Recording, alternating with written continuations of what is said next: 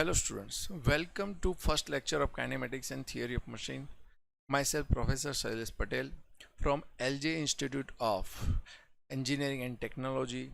We are going to start our first chapter, simple mechanism, and I am I am going to give you total introduction of first chapter, and we will learn the kinematic links. What are the types of link and how can you count kinematic links of any mechanism? Okay, let's start. Okay, let's start with the name of our subject, KTOM, kinematics and theory of machine. So, first of all, start with the kinematics of machine. To study the relative motion between the parts of machine.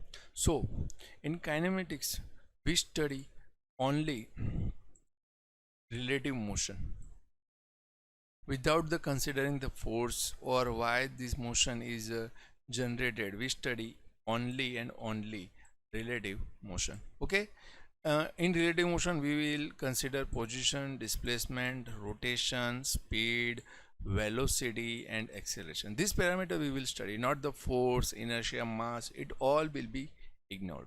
Okay, so this is a kinematics of machine. In this particular region we study the mechanisms and machines. Okay, so our second part of our subject is theory of machine. In theory of machines, we study the relative motion as well as force also. Okay, so in this case, relative motion and force both will be considered. There are two chapters in our subject. In that particular two chapter, we will consider force and motion both. Okay, so let's start with the chapter number 1, which is a simple mechanism. In simple mechanism, start with a kinematic link. We will study the kinematic link. So you can see on this is a single slider mechanism. In this single slider mechanism is a combination of lots of links. Link number this 2, this link number 2, 3 is a connecting rod. There is a other, you can say, link number 4 here, which is piston, and this is the fixed base, which is also which is link number 1. So this is the mechanism which is made by the links, different links, okay, which have relative motion to each other, and these links together makes the kinematic pair. Okay, kinematic pair. So you can see here this link number 2 and 3 connected here, so they are making the pair. 3 connected to 4 at this point, so there is a pair. So this that's how two links connected and making a pair. So in this, after that kinematic pair, we will study chain. Lots of pair combine and makes the chain, and chain, using the chain and fixing the one of that chain, one of the link, we will make the mechanism. And mechanism or number of mechanism assemble in a such a way that if that combination gives us any useful work, then it is called machine. Okay, so this is the single sided mechanism, but using that mechanism, what we will make machine. So this is a reciprocating steam engine. In that particular machine we have used this mechanism, single sided mechanism. There are also other mechanism also used in that particular machine, like there is also there will be valves and control system. In that other mechanism also used. Okay, okay, let's start with the kinematic link or kinematic element. Each part of machine which move relative to some other is known as a kinematic link. Okay, you can see in this figure there is a reciprocating steam engine is there, lots of elements are there. So first of all we recognize what are these elements. First of all, crankshaft, which is located here in center. Inside view you can't see, in top view you can see whole crankshaft, and there will be also bearing, and there is a crank. Okay, crank, big end bearing, because connecting rod is a two ends, small end and big end, and both end will be connected with the bearings. Flywheel is also there, and there is a crosshead, you can see, which helps to transform the oscillating motion of connecting rod into reciprocating motion of the piston rod. Okay, there is a piston rod, cylinder, and engine frame. So these all are elements, but how many kinematic links are there? You have to understand that. First of all, you have to check what is the definition, which moves relative to some other parts. So there are some parts which have no relative motion, so we don't consider them as a kinematic link. So first of all, we have to find how many links are there. Okay, so maybe some student, lots of student has a doubt about, sir, engine frame which is totally rigidly fixed, like this cylinder also it is fixed, and this frame is, this is totally fixed, there is no motion in these parts. So it is considered, we will consider as a kinematic link. Why? So first of all, this is a relative motion, and in relative motion you have to understand that if you are in train, okay, like A, and some person is outside of this train, if this train is moving, what will happen? You feel that B is moving, but actually B is steady and you are moving in particular direction. So although B is steady, but with respect to A, B has some velocity, because it is a relative velocity we are talking about, not absolute velocity. So we what we will consider, so we, as a link number one, all fixed part we will consider as a link number one, like cylinder, this cylinder, this frame, total frame, and bearing, which all are steady, not rotating, not even moving. But due to these parts which are moving, relative to them, this part has a some relative velocity. Okay, and then start with the relative motion of crank. This crank will be the link number 2. Okay, crank, crankshaft, and flywheel. Why these three elements as considered as a link number 2? What I have said earlier, always remember the relative to some other part. This crank, this crankshaft, and this flywheel. If I am saying crankshaft rotating 400 rpm, then crank, crankshaft, and flywheel both are connected on, all three are together rotating at a 400 rpm. So all three moving together, so there is a no relative motion between them. Okay, so that's how link number 2 will be considered as all three element. Okay, then crank is connected to what?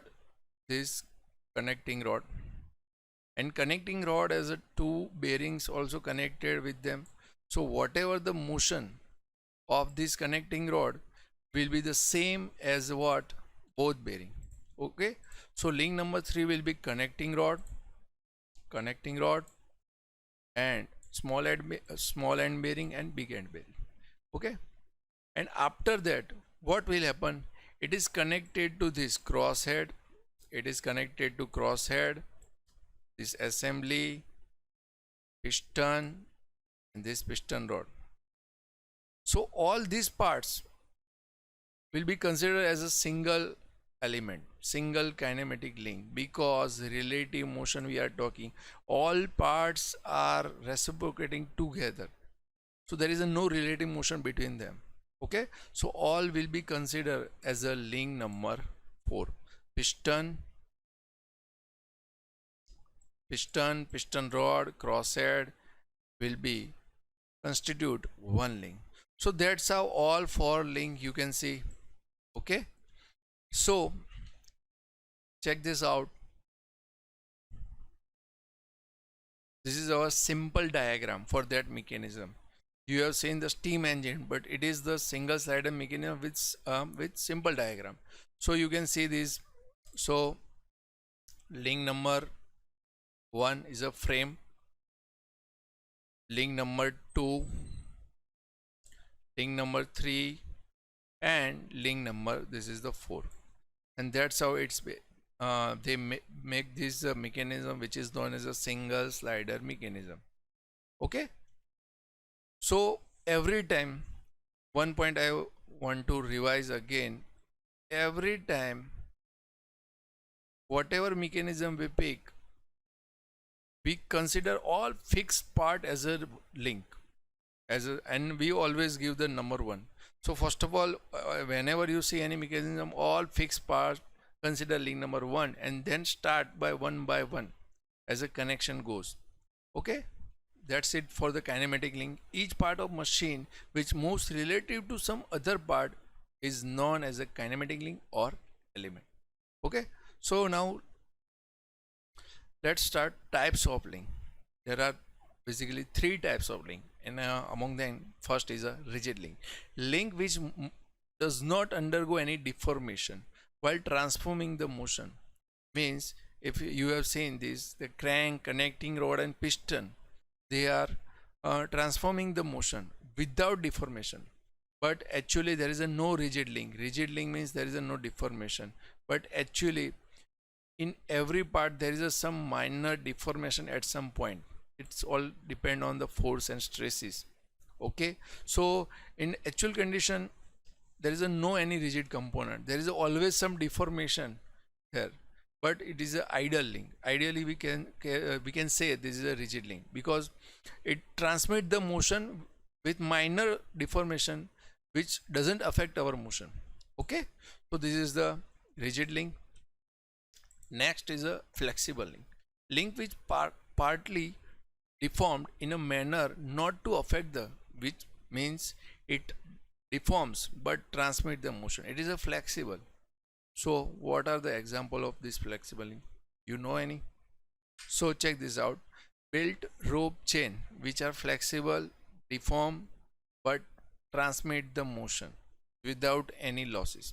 Okay, so chain drive, you already know, this is known as a flexible link. They are flexible, but when force is applied, tension can be transmitted throughout these elements. Okay, and third and last type is a fluid link is formed by the fluid and motion is transmitted through the fluid by the pressure.